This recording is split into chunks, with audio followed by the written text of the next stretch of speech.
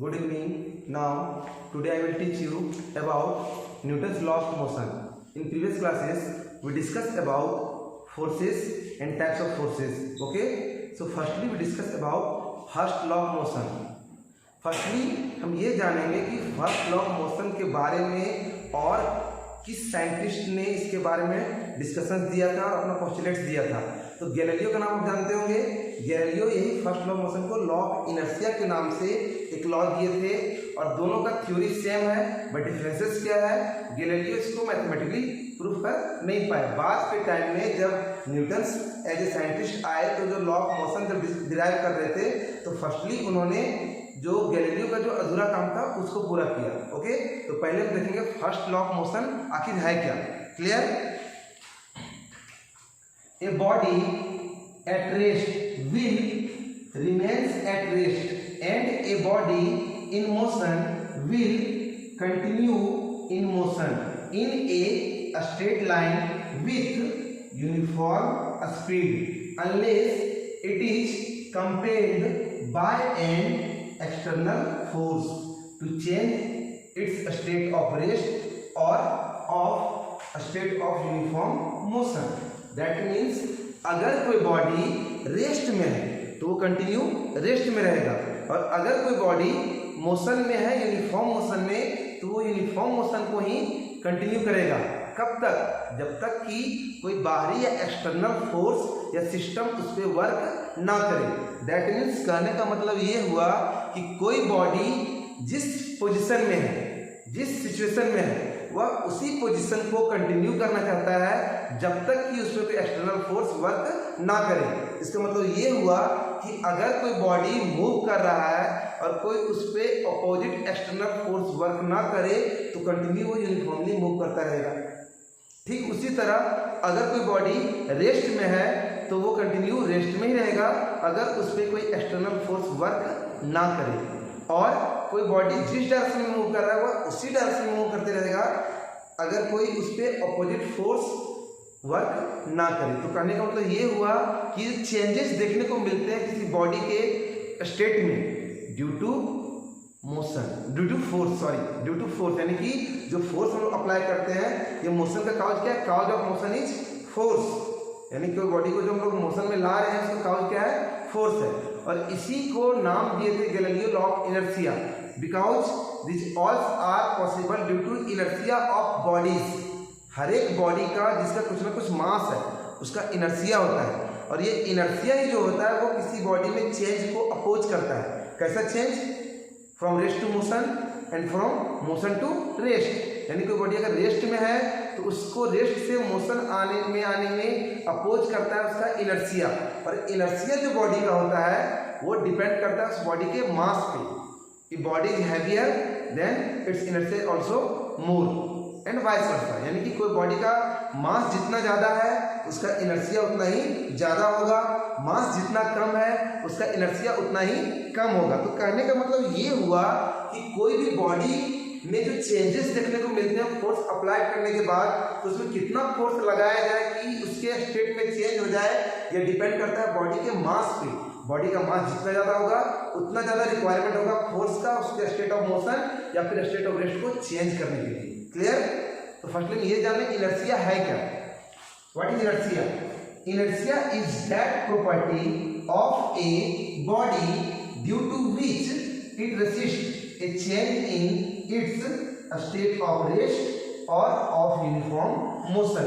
तो सिंपली हम कह सकते हैं कि कोई भी बॉडी का एक प्रॉपर्टी होता है जो अपने स्टेट को चेंज करने में क्या करता है? रेसिस्ट करता है, अपोज करता है। That means state of motion और स्टेट ऑफ रेस्ट में जिस कंडीशन में है उसी कंडीशन में रहना चाहता है due to mass of that body, and this features is known as inertia of that body. यानी कि बॉडी का ये जो फीचर्स है, ये जो बॉडी का क्वालिटी है कि वो अपने आप में चेंज होने देना नहीं चाहता है, ये क्या है? ये उसका इनर्शिया है। ओके, फर्दर पहले आप ये क्या कीजिए, जो मैंने आपको बताया Newton first law of motion और उसके बाद इनर्शिया। तो Newton first law of motion क्या बताया कि कोई भी बॉडी अगर रेस्ट में है तो कंटिन्यू रेस्ट में रहेगा, अगर यूनिफॉर्म मोशन में कंटिन्यू यूनिफॉर्म मोशन में रहेगा। कब तक? जब तक कि कोई एक्सटर्नल फोर्स या सिस्टम से वर्क ना करे। और ये ऐसा क्यों होता है? Due to inertia of that body. तो इनर्शिया क्या है? किसी भी बॉडी के स्टेट को चेंज करने में वो बॉडी अपोज करता है, ये प्रॉपर्टी क्या कहलाता है? उसका इनर्शिया कहलाता है। तो मैं थोड़ा साइड हो जा रहा हूँ, पहले आप इसको नोट डाउन कर लीजिए। ओके, इसके बाद हम लोग देखेंगे types of inertia. Clear? Note कर लिया आपने? ओके, अब मैं रब कर रहा हूं सिर्फ।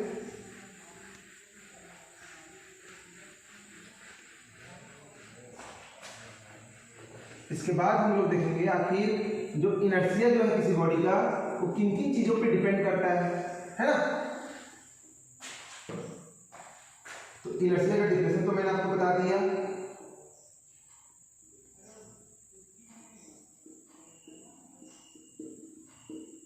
पहले ये जान लीजिए, heavier body have more inertia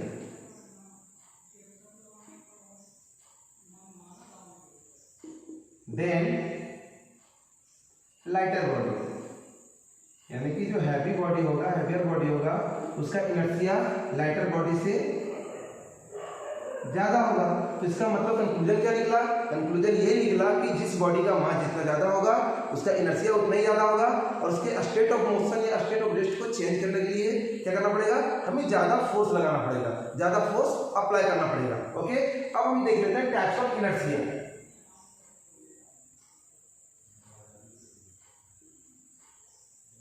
types of inertia, there are 3 types of inertia. Okay, there are 3 types of inertia. First is inertia of rest. Second is inertia of motion, and third is inertia of direction. देखिए, मैं ये जो video आपको दे रहा हूँ ये class 9 और 11 का जो कॉमन टॉपिक है उस पर दे रहा हूँ। तो अगर आप 9th में हैं तो क्या होगा, ये जो मैं बता रहा हूँ ये 9th में पढ़ना तो नहीं, बट क्या है, फ्यूचर्स में आप जब 11th में जाइएगा तो उसमें आपको बेसिक क्लियर हो जाएगा, और 11th का ये फाउंडेशन है, इसके बिना आप आगे नहीं समझ पाएंगे। क्लियर? तो थोड़ा ध्यान दीजिएगा इन बातों पे। पहला क्या है? Inertia of rest. तो ये क्या हुआ? जब कोई बॉडी रेस्ट में रहता है और वो उसी पोजीशन को कंटिन्यू करना चाहता है due to its inertia of mass, तो क्या कहलाएगा? Inertia of rest. Inertia of motion, अगर बॉडी यूनिफॉर्म मोशन है तो वह उसी यूनिफॉर्म मोशन को कंटिन्यू करना चाहता है until no any external forces work on them. Clear? तो ये क्या कहलाएगा? अगर कोई बॉडी मोशन में है तो उसका जो इनर्शिया जो कंटिन्यू मोशन को बनाए रखना चाहता है वो क्या कहलाएगा? वो कहलाएगा इनर्शिया ऑफ मोशन। ठीक इसी तरह से बॉडी जब यूनिफॉर्म मोशन में है और जिस डायरेक्शन में मूव कर रहा है उसी डायरेक्शन को कंटिन्यू करना चाह रहा है तो वो क्या कहलाएगा? Inertia of direction. यानी कि ये जो चेंज को अपोज करता है, किसकी चेंज को अपोज करता है? अगर रेस्ट में है तो रेस्ट से वो मोशन में नहीं आना चाहेगा, अगर वो यूनिफॉर्म मोशन में है तो वह रेस्ट में नहीं आना चाहेगा, और अगर यूनिफॉर्म मोशन में पार्टिकुलर डायरेक्शन में मूव कर रहा है तो डायरेक्शन को चेंज करना नहीं चाहेगा जब तक कि उस पर कोई एक्सटर्नल फोर्स वर्क ना करे। क्लियर? तो इनर्शिया आप जान गए, यानी कि हम कह सकते हैं कि ये जो फर्स्ट लॉ ऑफ मोशन है ये बॉडी के इनर्शिया पे डिपेंड करता है कि बॉडी रेस्ट में रहेगा या मोशन में रहेगा, बॉडी किस डायरेक्शन को फॉलो करेगा। क्लियर? अब हम लोग देखेंगे एप्लीकेशन। इसका एप्लीकेशन देखेंगे, application of first law of motion और application of inertia, both are same thing. Okay, application example भी आप बोल सकते हो, नो प्रॉब्लम। तो फर्स्टली हम ये देखेंगे, आपको पता होगा कि क्या करते हैं, एक हम क्या कर रहे हैं, ले रहे हैं ग्लास ले रहे हैं, उस ग्लास के ऊपर में एक पेपर को या फिर एक कार्ड को उसके ऊपर में रख रहे हैं और उस कार्ड के ऊपर में एक कॉइन लेंगे। अब अगर उस कार्ड को फ्लिक करते हैं, फोर्स लगा के उसको फ्लिक करते हैं तो कार्ड तो आगे निकल जाता है, बट उस कार्ड के ऊपर में जो कॉइन रखा हुआ था वो कॉइन आगे न बढ़ के उस ग्लास के अंदर गिर जाता है। How can it possible? When we apply a force then card move forward but coin placed on that card is fall in the glass. This is due to inertia of rest of coin. एक ऐसा time था जिस समय card भी rest में था और उसके ऊपर में जो कॉइन रखा हुआ था वो भी रेस्ट में था। अब हमने जब फोर्स लगाया तो फोर्स हमने कॉइन पे नहीं लगाया है, फोर्स किस पे लगाया? हमने कार्ड पे लगाया। अब कार्ड तो इनर्शिया ऑफ रेस्ट से इनर्शिया मोशन में आ गया, लेकिन उसके ऊपर में जो कॉइन रखा हुआ था वो अब भी इनर्शिया ऑफ रेस्ट को कंटिन्यू करना चाहता है, बट जिसके सपोर्ट पे हुआ था यानी कि कार्ड के, वो कार्ड तो आगे निकल गया तो क्या होगा? वो ग्लास के नीचे चल जाएगा। यहाँ पे इसका काउज क्या हुआ? Inertia of rest. कुछ और भी एग्जांपल्स हैं, उसको हम बारी बारी से देखेंगे। ओके, सो कुछ एग्जांपल ले लेते हैं। फर्स्ट है when A hanging carpet is beaten with a stick, then dust particles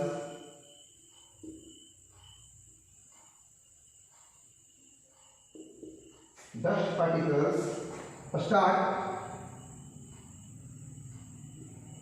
coming out.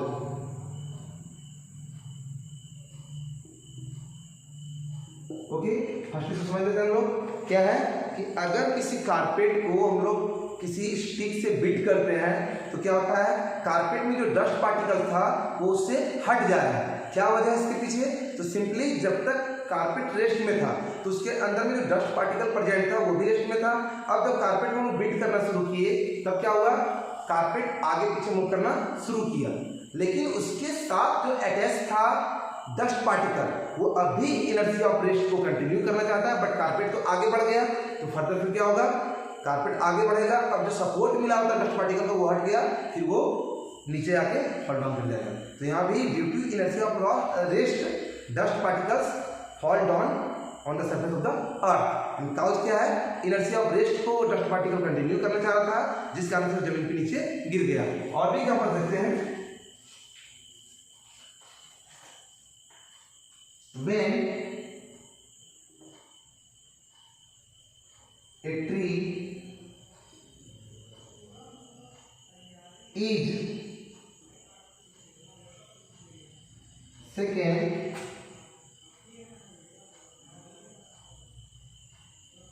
vigorously, then its fruits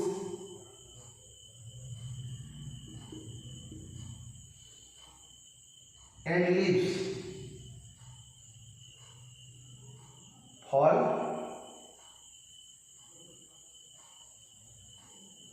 down। Okay, क्या हो रहा है कि अगर किसी ट्री को कंटिन्यू उसके ब्रांच को अगर मूव करवाएंगे आगे पीछे टू एंड फ्रो तो क्या होगा? उस ट्री से जो अटैच लीव्स हैं और जो फ्रूट्स हैं वो जमीन के नीचे गिर जाएंगे। यहाँ भी वजह वही है, जब तक ट्री का ब्रांच रेस्ट में था तब तक क्या था? उससे अटैच्ड लीव्स और फ्रूट्स भी रेस्ट में था, लेकिन जैसे ही ट्री के ब्रांच को मूव कराने शुरू किए तो ट्री का ब्रांच में तो डायरेक्ट फोर्स लगा तो वो रेस्ट इनर्शिया ऑफ रेस्ट से इनर्शिया ऑफ मोशन में आ गया, लेकिन अभी जो उससे लीव्स और फ्रूट्स जो अटैच हैं वो इनर्शिया ऑफ रेस्ट को कंटिन्यू करना चाहते हैं, जिससे वो अटैच हैं वो तो इनर्शिया ऑफ मोशन में आ गया, तो उनका कॉन्टेक्ट क्या हो गया? उससे टूट गया और फिर वो फर्दर क्या होगा? कोई सपोर्ट नहीं तो फिर वो नीचे जाके जमीन पे गिर जाएगा। क्लियर? और देखते हैं कार और बस का एग्जाम्पल लेते हैं। When a car or bus starts suddenly okay, the passengers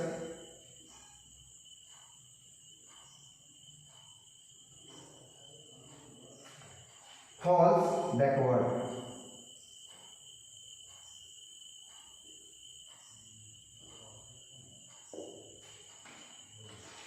okay, क्या हो रहा है कि अगर किसी कार और बस में पैसेंजर्स बैठे हुए हैं और वो कार रेस्ट में है, बट जैसे ही उस कार को क्या किया हम लोग स्टार्ट किए, कार मूव करना शुरू किया, तो कार क्या हो जाएगा, कार में बैठे हुए पैसेंजर्स हैं या बस में बैठे हुए पैसेंजर्स हैं, वो पैसेंजर्स पीछे की ओर झुकेंगे। तो इसको समझने के लिए एक बात को समझ लीजिए, अपने बॉडी को आप दो पार्ट में मान लीजिए। कमर के नीचे जो है, ठीक है, वो क्या है, वो हमारे बॉडी का लोअर पार्ट है, और कमर से जो ऊपर का पार्ट है हमारे बॉडी का, वो बॉडी का हमारा अपर पार्ट है। तो कमर के नीचे का पार्ट जो पैर जो हमारा है, फिट जो हमारा है, वो क्या है, वो जो सरफेस है कार या ट्रक का या फिर बस का, उसके डायरेक्ट कॉन्टैक्ट में। तो अगर कार या बस स्टार्ट होता है, मोशन में आता है, तो हमारा बॉडी का लोअर पार्ट भी मोशन में आ जाता है, क्योंकि वो डायरेक्ट कॉन्टैक्ट में है। लेकिन हमारे बॉडी का जो अपर पार्ट है, कमर के ऊपर का पार्ट, वो अभी इनर्शिया ऑफ रेस्ट को कंटिन्यू कर रहा है, बिकॉज वो जो बॉडी है कार का या बस का, उससे डायरेक्ट कॉन्टैक्ट में नहीं है। इस कारण से हमारा बॉडी का लोअर पार्ट तो इनर्शिया ऑफ रेस्ट से इनर्शिया ऑफ मोशन में आ गया, लेकिन अब भी हमारे बॉडी का upper part inertia of rest को कंटिन्यू करना चाह रहा है, जिस कारण से हमारा बॉडी पीछे की ओर झुकता है और कुछ देर के बाद हम इसको एडजस्ट कर लेते हैं। क्लियर? तो यहाँ भी कॉज क्या है, due to inertia of rest. एक और एग्जाम्पल देखेंगे, वैसे एग्जाम्पल्स तो बहुत सारे हैं, बट बस वो इंपॉर्टेंट एग्जाम्पल्स देख ले रहे हैं जो एग्जामिनेशन में आते हैं। Clear? When a car or bus stops, when a running car or bus stops suddenly, the passengers fall forward, just reverse of last example। क्या है, इससे पहले लोग क्या कहते थे कि अगर कोई कार या बस रेस्ट कंडीशन में है और वो मोशन में आता है, तो हम पैसेंजर्स का बॉडी क्या होता है, पीछे की ओर फॉल करता है। लेकिन अगर कोई कार और बस यूनिफॉर्म मोशन में कंटिन्यू कर रहा था, रनिंग पोजीशन में था, और एकाएक ब्रेक लगाया या किसी कारण से वो रुक गया, तो वहां पे क्या होगा, हमारा बॉडी आगे की ओर जंप करेगा, आगे की ओर मूव करेगा। इस कंडीशन में कोई पैसेंजर अगर सोया हुआ है और एकाएक गाड़ी रुकती है, ब्रेक लगता है, तो क्या होता है, माथा में चोट लगता है, नाक में लगता है, मुंह में लगता है, तो अचानक क्या हो गया। इसमें भी क्या है, कहीं ना कहीं लॉ ऑफ मोशन, जो फर्स्ट लॉ ऑफ मोशन या फिर इन लॉ ऑफ इनर्शिया को फॉलो कर रहा है। क्यों? क्योंकि वही कंडीशन है, हमारा बॉडी का जो लोअर पार्ट है वो डायरेक्ट कॉन्टैक्ट में है सरफेस ऑफ कार और बस के। तो जैसे ही वो मोशन से रेस्ट में आया, हमारा लोअर पार्ट तो रेस्ट में आ गया, लेकिन हमारा बॉडी का जो अपर पार्ट है, जो डायरेक्ट कॉन्टैक्ट में नहीं है, वो अभी इनर्शिया ऑफ मोशन को कंटिन्यू करना चाह रहा है, जिस कारण से क्या होता है कि हम लोग आगे की ओर झुक जाते हैं, कुछ देर के बाद फिर एडजस्ट कर लेते हैं। तो एग्जाम्पल्स और भी बहुत सारे हैं। एक और मैं आपको बता दूं, जब भी रनिंग कार या बस से हम लोग अगर कूदते हैं, तो ये बहुत ही डेंजरस है हमारे लिए। रीजन क्या है इसके पीछे, क्योंकि हमारा बॉडी का जो लोअर पार्ट जैसे सरफेस ऑफ अर्थ पे आएगा, तो वो तो रेस्ट में आ जाएगा, लेकिन अपर पार्ट अभी भी मोशन को कंटिन्यू करना चाहिए, किधर, जिधर कार और बस जा रहा है। तो उससे क्या हो सकता है, हमारा बॉडी कार और बस के नीचे आ सकता है और एक्सीडेंटल डेथ भी हो सकता है। तो ऐसा भूल के भी नहीं करना चाहिए। तो ये सारे जो एग्जांपल्स मैंने आपको दिए, इससे आपको क्लियर हो गया होगा कि इनर्शिया ऑफ रेस्ट क्या है, इनर्शिया ऑफ मोशन क्या है और इनर्शिया ऑफ डायरेक्शन क्या है। यानी कि फर्स्ट लॉ ऑफ मोशन से इतना तो क्लियर हो गया कि कोई भी बॉडी मोशन में कब आएगा, जब उसमें एक्सटर्नल फोर्स लगेगा, तभी इस बॉडी का स्टेट ऑफ मोशन या फिर स्टेट ऑफ रेस्ट चेंज होगा, अदरवाइज चेंज नहीं होगा। तो आज मैंने आपको जो टॉपिक बताया, Newton's first law of motion और लॉ ऑफ इनर्शिया, इस टॉपिक में आपको अगर कहीं कोई प्रॉब्लम हो तो प्लीज़ काइंडली मेरे यूट्यूब चैनल के कमेंट बॉक्स में के एडमिन मेरा यूट्यूब चैनल हुआ, इसके कमेंट बॉक्स में जाके कमेंट करें। और अगर आपको ये वीडियो पसंद आए तो वीडियो को ज़्यादा ज़्यादा लाइक करें, शेयर करें। और अब तक आपने अगर मेरे चैनल को सब्सक्राइब नहीं किया है तो चैनल को सब्सक्राइब कर लें, ताकि इन फ्यूचर में जो भी वीडियोज़ अपलोड करूँ उसका लिंक आपको डायरेक्ट मिल जाए। Okay, thank you very much.